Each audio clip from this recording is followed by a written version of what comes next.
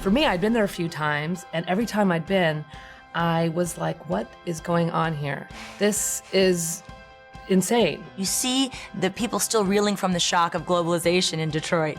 Like they didn't get the memo. How did this happen so quickly? I mean, 30 years ago, 40 years ago, we were fine. They never assumed this could happen so soon. And I think that will haunt the audience of this movie. My name is Heidi Ewing. And my name is Rachel Grady, and we are the co-directors of DETROPIA, which is in the U.S. documentary competition. DETROPIA is a result of 2 years on the ground in Detroit, which is actually my hometown, and it's looking at a city in absolute crises.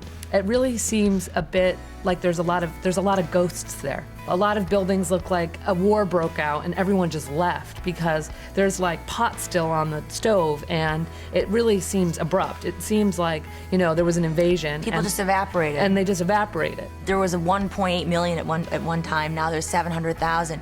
And so while it is a place inhabited by ghosts and empty lots and empty buildings, all of that is true, and it's part of the allure of Detroit in some kind of way. Our focus is on those who've remained behind. Who stayed behind?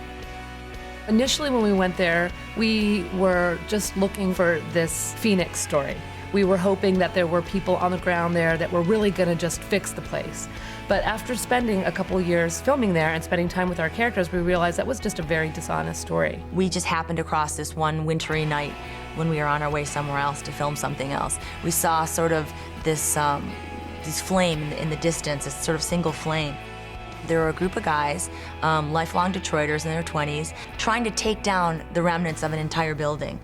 It turned out it was a former Cadillac repair shop, and they were loading the scrap metal up on this van. And this is what these guys do every day. And there are thousands of them doing this, not only in Detroit, in all of the post-industrial cities in this country.